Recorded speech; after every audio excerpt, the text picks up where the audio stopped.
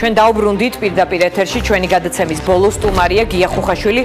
გია საღამომშვიდობისა და დიდი მადლობა რომ ხართ ჩვენთან ერთად. გაუსაძლისი მდგომარეობა, უკეთესი ალტერნატივა, ორი ვითარება, როდესაც უნდა გადაირჩიოს ხალხმა ხელისუფლება, ანუ არ არის არც გაუსაძლისი მდგომარეობაო, არც უკეთესი ალტერნატივაო, თქვა ჩვენმა წინა სტუმარმა. თქვენ ხედავთ, დაეთანხმებოდით მას, რომ ასეთია ვითარება თუ თქვენი დაკვირვებით ასეთი არ არის ვითარება და ხედავთ მზეჭაბუკებს. ლაშა ნაცვლიშვილი ვერ ხედავს ასეთ მზეჭაბუკებს. ხო, არა, ალტერნატივა, მოდით ესე ვთქვათ, რესურსული თვალსაზრისით ქართულ ოცნებას ნამდვილად არა აქვს, იმიტომ რომ ერთადერთი ამ პოლიტიკურ ვითარებაში ერთადერთი ადეკვატური, მეტნაკლებად მიახლოებული ძალა არის ნაციონალური მოძრაობა, მაგრამ ნაციონალურ მოძრაობას არ აქვს განვითარების პერსპექტივა, ანუ ზრდის პერსპექტივა არ აქვს, გამომდინარე იქიდან, რომ თავის დროზე ნამდვილად ვერდიქტი გამოუტანა მას ესე რომ ვთქვათ ხალხმა არჩევნებს. მაგრამ მეორეს მხრივ ის რომ ვერ განვითარდა და ვერ შეიქმნა პოლიტიკური ალტერნატივა, აი აქ უკვე ჩემის აზრით დღევანდელი ხელისუფლების რბილად რო ვთქვათ, ცუდი საქციელია, იმიტომ რომ მან ფაქტიურად საარჩევნო კამპანია მთლიანად ააგო ორპოლუსიანობაზე, ანუ აარჩია ესე მოწინააღმდეგე ნაციონალური მოძრაობის სახით, მუდმივად საუბარია ნეგატიური გზავნილით აქვთ კომუნიკაცია მოსახლეობასთან, ამორჩეველთან და შესაბამისად რა დააშავა იმისთვის რომ ალტერნატივა არ შეიქმნა? სულ საუბარი ნაციონალურ მოძრაობაზე? რა თქმა უნდა, ანუ ქართული ოცნება პრინციპში ნაციონალურ მოძრაობას კი არ ებრძოდა მთელი ამ პერიოდის განმავლობაში, იმიტომ რომ ნაციონალურ მოძრაობას ყავს თავისი მყარი ამორჩეველი, ზრდის პოტენციალი არ ჰქონდა, შესაბამისად ნაციონალურ მოძრაობაზე საუბარი, აგრესიული საუბარი მუდმივად რომ ის დაეზიანებინა, აბსოლუტურად უაზრო იყო, მაგრამ ხელისუფლება ამას აკეთებდა შეგნებულად და ერთადერთი მიზნით, რომ მესამე არჩევანი არ მიეცა საზოგადოებისთვის, ანუ არწმუნებდა და დღემდე არწმუნებს გადაუწყვეტელ ამორჩეველს, რომ თუ მე არ ამირჩევ,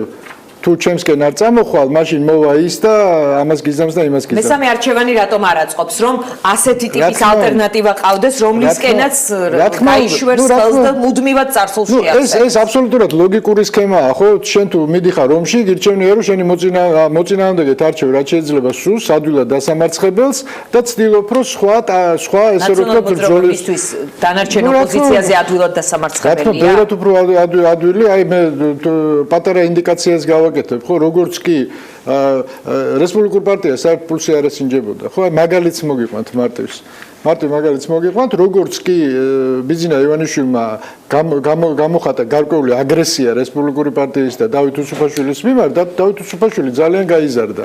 ანუ ფაქტობრივად თქვენ იცნობთ ივანიშვილს და ეს რაღაც შეგნებული ნაბიჯი არის თუ უბრალოდ ემოციური? არა, ეს არ იყო შეგნებული, ამ შემთხვევაში ეს იყო წმინდა ემოციური, იმიტომ რომ დათო უსუფაშვილის კომფორტი ჰქონდა გარკვეული ბიძინა ივანიშვილს, რაც წაერთვა დღეს მდგომარეობით და მე ვფიქრობ, აი ნოსტალგიამ მასში აღძრა ესეთი უარყოფითი ემოციები, რაც მე ტელეეკრანებიდან ვიხილეთ, ხო? თუმცა პოლიტიკურად დავით უსუფაშვილს ეს წაადგა გარკვეულ წილად და გარკვეული შანსები მისცა სხვა შორის მაჟორიტარულ არჩევნებში გამარჯვების.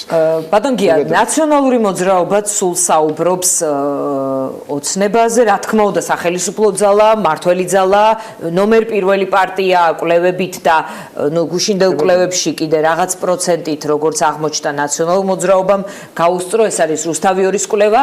მე მინდა კვლევებზე კითხოთ, აი საზოგადოებამ ლაშასაც დაუსვი იგივე კითხვა. რა უნდა გაიგოს საზოგადოებამ, როდესაც ორი არხი ასეთ ორ ურთიერთ გამოვრიცხავ სურათს აძლევს მას? არც არის მიზანი, რომ საზოგადოებამ რამე გაიგოს და საზოგადოება ვერც ვერაფერს ვერ გაიგოს. აბა მიზანი რა არის? ფაქტია, რომ ორივე იტყუება, ან ორივე იტყუება, უпроსორეთ, ან ერთ-ერთი იტყუება მინიმუმ, ხო, იმიტომ რომ შეუძლებელია ორი ჭეშმარიტება ურთიერთდაპირისპირებული არსებობდეს.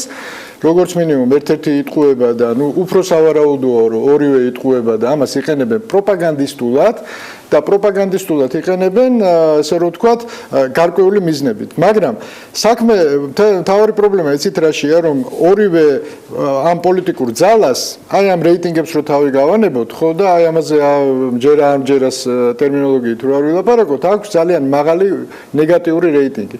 რას ნიშნავს ნეგატიური რეიტინგი? ეს კონვერტირდება ძალიან სერიოზულ მასაში ადამიანების, ეხლა ერთს აქვს 19% და მეორეს 20%. ეს რა ხალხია? ეს არის ხალხი, რომელიც აგრესიული პროტესტის გამომხატველია ამა თუ იმ პოლიტიკური ძალის მიერ. ხო, არავითარ შემთხვევაში მას ხმას არ მისცემს. ეს არის აი იმ კრიზისის მამოძრავებელი ძალა, სავარაუდო კრიზისის, მოდით ესე ვთქვათ, ერთი მხრიდან და მეორე მხრიდან, ერთი დაიჯერებს ერთ რეიტინგს, მეორე დაიჯერებს მეორე რეიტინგს, ხო? ანუ ერთი იქნება იმის მამოძრავებელი ძალა და მეორე ამის. აი კრიზისს რაში ხედავთ? აი რა ტიპის კრიზისი შეიძლება არსებობს? თქვენ თქვით, რომ ერთმანეთს აცოცხლებენ, ერთმანეთს სააკაშვილის განცხადებებიც გვახსოვს, რომ არანაირი მესამე ძალა, მესამე ხალი თუ მესამე ხმა არ იქნება, მხოლოდ მე და ივანიშვილი ვართო. ხელისუფლებაც მუდმივად საუბრობს ნაციონალურ მოძრაობაზე, მაგრამ მესმის ეს პოლიტიკური ხერხი ხომ არ არის, იმიტომ რომ ადგილებით, სიახლოვით მათ ყველაზე ახლოს უწევთ ყოფნა და ერთმანეთზე ილაპარაკებენ, აბა ვისზე ილაპარაკებენ. ეს არის პოლიტიკური ხერხი, რა თქმა უნდა, ეს არის ესე რომ ვთქვათ, აი ეს ორპოლუსიანობა, სიმბიოზად ჩამოყალიბდა ქართული ოცნება და ნაციონალური მოძრაობა, მათ შორის ნამდვილად არის ანტაგონიზმი, მაგრამ ბუნებაშიც ხდება ესეთ სიმბიოზები არსებობს, რომ ბუნებრივი ანტაგონისტები თანამშრომლობენ რაღაცაში, ხო, აი ნიანგი და კოლიბრის მაგალითს შემიძლია მოგიყვანოთ, ნიანგს კბილებზე აჯდება კოლიბრი და ესე რომ ვთქვათ, ნიანგი იმას სარგებლობს, რომ ეს ხორცის ისინი აქვს კბილებს შორის გაჩხერილი კოლიბრი უსუფთავებს კბილებს და კოლიბრი იკვებება. ბუნებრივი ანტაგონისტები არიან, მაგრამ ძალიან კარგად თანამშრომლობენ, ხო? აი დაახლოებით ამ ტიპის სიმბიოზია დღეს ქართული ოცნება და ნაციონალური მოძრაობა, მაგრამ სპეციფიკა დღევანდელი სიტუაციის იმაშია, რომ ჩემის აზრით ნაციონალური მოძრაობამ იცის, ნაციონალური მოძრაობამ ქართული ოცნებისგან განსხვავებით იცის, რომ ვერ გაიმარჯვებს. არც აქვს ამოცანად დასახული გამარჯვება, მისი ამოცანაა ქართული ოცნების დამარცხება. ანუ ნეგატიური ამოცანა. ნაციონალური მოძრაობის ამოცანაა ქართული ოცნების დამარცხება და არა მისი გამარჯვება. ანუ ქართული ოცნების დამარცხება ნიშნავს არავის გამარჯვებას, ანუ ყოველს რაღაც ან არავის გამარჯვებას, ყოველ შემთხვევაში მრავალპარტიულიც ნაციონალური მოძრაობა თulis რომ მრავალპარტიული განვითარებაც მასზე მუშაობს, იმიტომ რომ მესამე თუ მოდის ლეიბორისტული პარტია, დაუშვათ პატაბურჭულაძე და რაღაცა და უმრავლესობა ისინი მათი ნაციონალური მოძრაობის ბუნებრივი მოკავშირეები იქნებიან უფრო ვიდრე ოცნების. ბუნებრივები არიან თუ არაბუნებრივები, ყოველ შემთხვევაში დიაპაზონი რჩება, რომ ეს ექსკლუზიური ძალაუფლება არ ექნება ქართულ ოცნებას და ეს მას სუსტ ლეგიტიმაციას აძლევს, ხო? და მე როგორც განვითარდება, მაგრამ უფრო სავარაუდო სცენარია, აი ყველაზე დრამატულ სცენარს ვიტყვი, ეხლა მე არ ვამბობ, რომ ესე მოხდება, მაგრამ ლოგიკურად შეიძლება ესე განვითარდეს ყველაფერი და ამის ბევრი ინდიკაცია არსებობს, ხო? აი ეს ორპოლუსიანობა პირველი. მეორე გახლავთ ის, რომ ჩვენ გვექნება ორი საპირისპირო ეგზიტ პოლი, ანუ გაჩნდება კრიზისის მამოძრავებელი ძალა ამ ნეგატიური რეიტინგიდან რომელიც შეიძლება ისეთივე განსხვავებული იყოს, როგორიც სოციოლოგიური კვლევის შედეგები ნახეთ ამური არის. გარკვეულწილად აქამდე ქართული ოცნება ითვლის და ისინი ფიქრობენ, რომ გამომდინარე იქიდან, რომ მათ აქვთ გარკვეული მორალური უპირატესობა ნაციონალურ მოძრაობასთან, ისინი ამ კრიზისს გადალახავენ, მაგრამ ჩემის აზრით მეორე ფაქტორს არ ითვალისწინებენ, სადაც გუშინ ერთ-ერთ ეთერში ახსენეთ დაახლოებით მანდატების დაჭრის ოპერაცია, რომელიც თუ ორი პარტია იქნება პარლამენტში. ნაციონალური მოძრაობა, ქართული ოცნება თუნდაც დიდი უპირატესობით და ნაციონალური მოძრაობა თუ მას ექნება არასოლიდური წარმომადგენლობა. ამ შემთხვევაში იქნება ეს რა თქმა უნდა სცენარი. პროცენტებს აქ უკვე მნიშვნელობა არ აქვს, არც რეიტინგებს არაფერს, ხო 70-30-ზე იქნება, ეხლა თუ 65-35-ზე არ აქვს მნიშვნელობა, ხო? თუ იქნებიან ორნი. თუ იქნებიან ორნი. ან ვინმე ისეთი, რომელიც აფილირებულია რომელიმე ძალასთან, ხო? ანუ ნაციონალური მოძრაობა უბრალოდ უარს განაცხადებს პარლამენტში შესვლაზე. ეხლა ესენი რომ შეთქმულების თეორია, სროლები და რაღაც შეიძლება არც ქუჩის დაძაბულობა არაფერი არ იყოს, უბრალოდ აჩვენებენ სურათებს და მე სამწუხაროდ მაქვს მოლოდინი რომ დღევანდელი ხელისუფლების ეხლა ბუნება რო ვიცი და მისი შესრულების ხარისხი, ხო? ძალიან ბევრი კონკრეტული ფაქტები იქნება გამოფენილი ტელეეკრანებზე რაღაც საეჭვო მოქმედებების საარჩევნოდ, ხო? და აქედან გამომდინარე უბრალოდ არ შევლენ, იტყვიან რომ გაყალბდა, მაგრამ აი ამ პრობლემას კიდე შეიძლება ამ პრობლემის გადალახვა შეძლოს ხელისუფლებამ, მაგრამ მე მაქვს მოლოდინი, რომ ქართული ოცნება მიიღებს დარტყმას მეორე ფლანგიდან. ანუ დღეს ქართული ოცნება დარჩა პოლიტიკური პარტნიორების გარეშე. ანუ ეს მათი ესე რომ ვთქვათ ლიდერის კონცეფცია, შუას გაკრეფის კონცეფცია, ფაქტობრივად ის მარტო დატოვა? დღეს ქართული ოცნება დატოვა აბსოლუტურად მარტო პოლიტიკური პარტნიორების გარეშე, სამოქალაქო საზოგადოებაში პარტნიორების გარეშე, ხო? მედია გაკრიფა, ვიღაცა კონტროლის ქვეშ დააყენა და ვინც კონტროლის ქვეშ არ აყავს, ყველას მავნებლები ეძახა, ხო? ამ საზოგადოების 60%-ს რომელიც ყველა კვლევაში ჩანს, რომ 60% მისი ტერმინოლოგიით ჩუვაშისტია, ანუ მავნებელია, ხო? ანუ ფაქტობრივად ძალიან ბევრ ადამიანს ნის მიმართ რაღაც ესეთი აგრესია გამოხატა. შესაბამისად, ქართულ ოცნებას, რა თქმა უნდა, აქვს რესურსები, სერიოზული რესურსები, მაგრამ თუ მან დარტყმა მიიღო სხვადასხვა მხრიდან, აი პირობითად ვამბობ, აქედან ნაციონალურ მოძრაობას ცხადებს არ შევდივარ და აქედან პატრიოტთა ალიანსი იძახის, რომ არჩევნები გაყალბდა. ამ შემთხვევაში ის კარგავს ამ მორალურ უპირატესობას. ფაქტია, რომ მას ეხლა როგორ წარმოგიდგენიათ, ქართული ოცნება მარტო ხო არ დაждდება პარლამენტში, ხო? ანუ ბუნებრივი კრიზისი მოხდება. შეთქმულების თეორია კი არა. ბუნებრივად გამოვიდა კრიზისი. ის ვერ მოახერხებს თუნდაც მისი მთავარი რესურსის და ფაქტორის გათვალისწინებით, ივანიშვილის პერსონის გათვალისწინებით, ვერ მოახერხებს, რომ თქვათ, ნაციონალურ მოძრაობის გარდა სხვა ვინც გადალახავს, ის შევიდეს, შეიტყუოს ან შევიდეს ან თქვათ, მოახერხოს მასთან, თქვათ, ძარცმული წყენის დავიწყება და მოკავშირეობაზე ხელახლა დათანხმება. დიანა, აბსოლუტურად გეთანხმები, ანუ ქართული ოცნების მთელი ეს კონცეფცია ორპოლუსიანობის, აგრესიული ორპოლუსიანობის უზრუნველყოფის იყო მის საწინააღმდეგო კონცეფცია. ანუ ის ჭრიდა იმ ტოტს, რომელზეც იჯდა. იმიტომ რომ მას ეს იყო რაღაც პოლიტიკური მანევრი, მაგრამ მეორე მხრივ არ გამოადგება დიდ დროში. რა თქმა უნდა, ანუ ის წყვეტდა თავისი რეიტინგის საკითხს, მაგრამ არ ფიქრობდა კრიზისის განვითარების რისკებზე, ხო?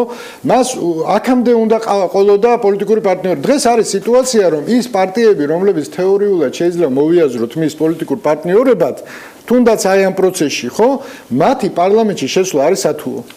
შესვლა არ შესვლის საკითხი დგას ქვეშ. თუ 7 ვითარებაში ჩაივლის არჩევნები, არაფერი განსაკუთრებული ფოტო და ვიდეო არ იქნება. საარჩევნო პროცესის იქნება 7 და რაღაც სერიოზული დარღვევების გარეშე. ნაციონალური მოძრაობა, რომელიც მთელი თავისი პოლიტიკური ბიოგრაფიის მთლიანად არა, მაგრამ რაღაც ნაწილში ყოველთვის ნეგატიურად მოიხსენიებდა არაპრაგმატულად პოლიტიკოსების გადაწყვეტილებას მანდატების დაჭრის შესახებ და პარლამენტში არ შესვლის შესახებ.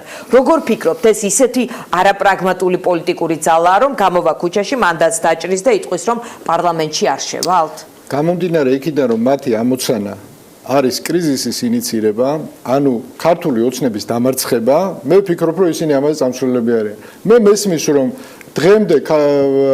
დღემდე ნაციონალური მოძრაობა ამაზე ჩამოყალიბებული არ არის. მე ვარაუდობ, რომ იქ არის ორი ფრთა, ხო? არის, პირობითად, მოდით ესე ვთქვათ, დავარქვათ ამას ბოკერიას ფრთა და იმის სააკაშვილის ფრთა, რომლებიც ამ საკითხზე დღემდე ვერ თანხმდებიან.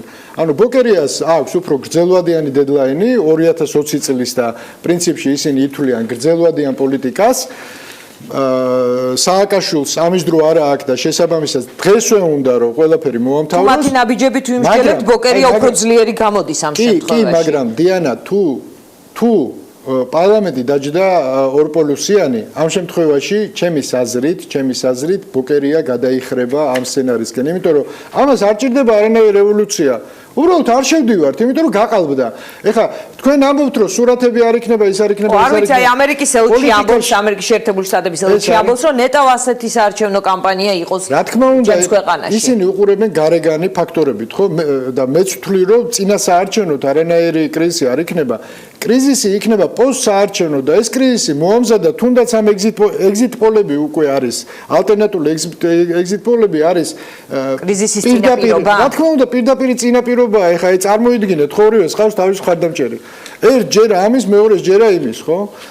კი ბატონო, ქართულ ოცნებას მეტი ყავს, მე ეხლა ადეკვატურს კი, მაგრამ ეხლა ამასაც ყავს და საკმაოდ ორგანიზებული ძალა ყავს, ხო? იმათ ჯერათ რუსთავი 2-ის.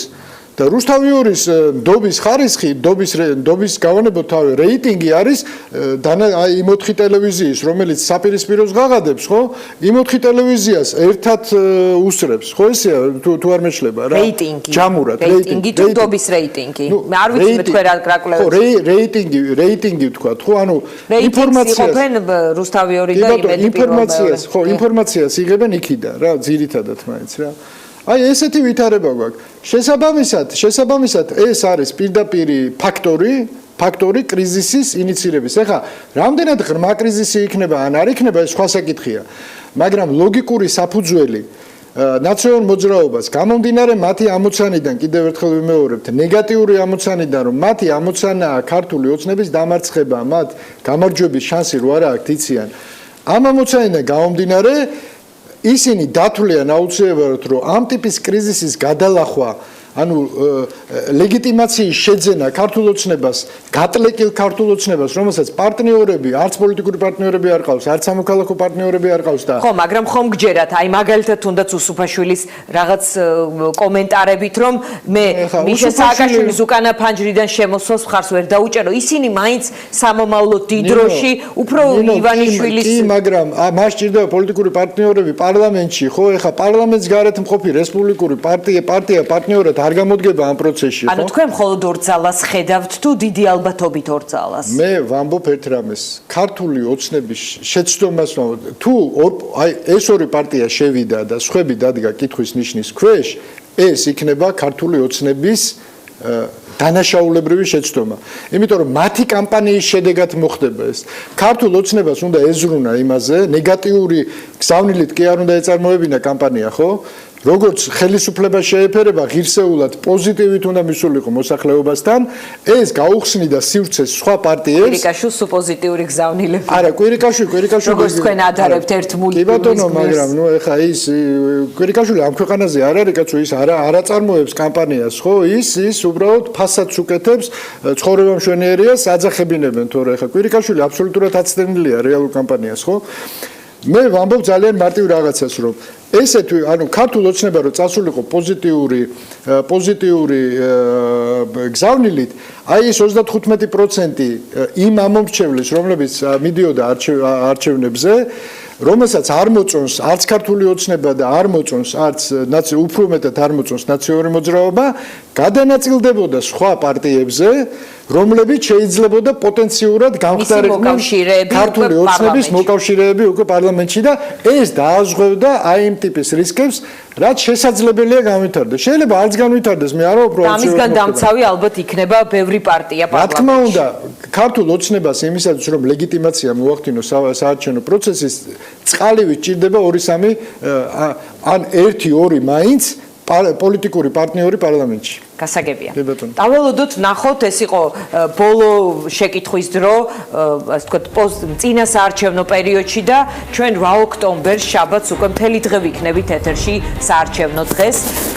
დაელოდეთ 8 ოქტომბერს და ჩვენ ხვალინდელ და ასე ვთქვათ, ზეგინდელ და ზოგადად TV პირველის გადაცემებს. დიდი მადლობა, ეს იყო შეკითხვის დრო. მე ვარ ჟურნალისტი დიანა ტრაპაიძე და ჩვენ ერთმანეთს უკვე საარჩევნო დღეს შევხვდებით.